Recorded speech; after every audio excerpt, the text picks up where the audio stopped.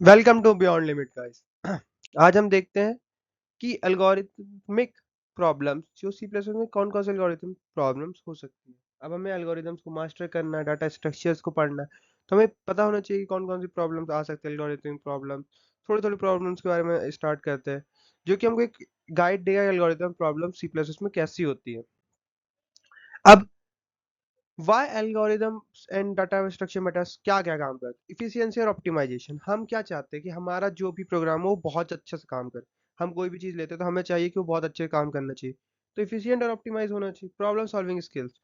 अब हमें कोई भी क्वेश्चन समझ ही नहीं आ रहा तो हम कैसे सॉल्व करेंगे किसी प्रॉब्लम को, तो वो हमको आना चाहिए कि यार हमको क्वेश्चन समझ में, तब तो हम कह रहे हैं।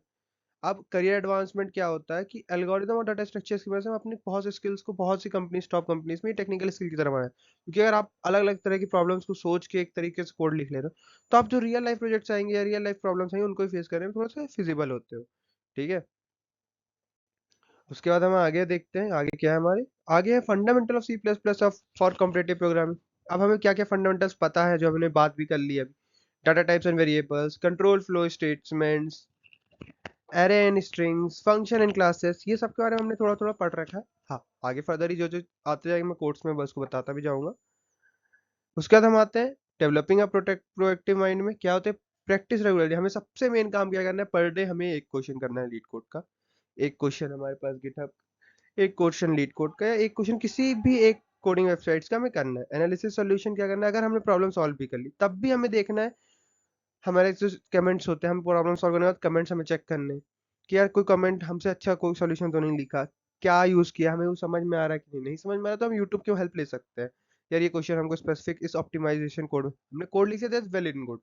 नहीं लिख पा रहे, हिंट लेना ठीक है, बट अगर हमने लिख भी लिया तब भी हमें इसको एफिशिएंट सॉल्यूशन देखना है। ये हमको बहुत ज्यादा ऑप्टिमाइजेशन ऑफ कोड में काम करते हैं। सीख गाइडेंस क्या है कि हमें किसी भी ऑनलाइन फॉर्म्स की कमेटी या मेंटर से गाइडेंस लेने से पहले हेजिटेट नहीं करना है कि यार नहीं, यार नहीं होगा, नहीं होगा, यार डांट गया, कुछ ऐसा कुछ नहीं सोचना। हमें को जो गाइडेंस चाहिए हम उसकी हेल्प ले सकते हैं। कॉमन प्रॉब्लम सॉल्विंग टेक्निक्स क्या था? Divide and conquer, dynamic programming, reading algorithm, back tracking. Divide and conquer का मतलब है क्या होता है कि हम छोटे छोटे पार्ट्स में प्रॉब्लम्स को तोड़ते हैं, फिर उसको स्मॉलर सारे प्रॉब्लम्स को रिकर्सिव मोड में जोड़ते जाते हैं तो हम बन जाता है। डायनेमिक क्या प्रोग्रामिंग क्या होता है? हम जो प्रीवियसली कैलकुलेटेड रिजल्ट्स होते हैं उनको स्टोर कराते हैं, और फिर न्यूली कैलकुलेटेड रिजल्ट जब हम बना रहे होते हैं उसमें प्रीवियसली कैलकुलेटेड मदद से उसको जल्दी फास्टर करा सकते हैं। ग्रीडी एल्गोरिथम क्या कि हम अपने एक पोजीशन से दूसरी पोजीशन हमें जाना है, तो उससे हम बीच इंटरमीडिएट स्टेशन पे हम सबसे लोएस्ट पोजीशन देखते हैं कि सबसे लोएस्ट रास्ता कौन सा पड़ रहा है। हमें ये नहीं मटा कि बाद में जाके वो बड़ा ही लंबा हो जाए रास्ता, बट उस समय के लिए कौन सा लोकली अच्छा पड़ रहा है हम इसको देखेंगे। एडवांस में भी कैसे क्या होता है। बैक ट्रैकिंग का मतलब क्या होता है कि हमने सारे पॉसिबल सॉल्यूशन देख लिए, उसके बाद हम वापस चेक करें कि हमारा कौन सा सही था कौन सा गलत। प्रैक्टिकल एप्लीकेशन ऑफ एल्गोरिथम क्या होता है? सर्च इंजन में होता है, सोशल मीडिया और ई कॉमर्स। सर्च इंजन का कैसा काम है? अब तुमको कोई रैंक क्या है, तुम्हारी वेबसाइट कैसे खोल रहे हो, कहाँ से डिलीवर कर रहे हो, कैसे कर रहे हो।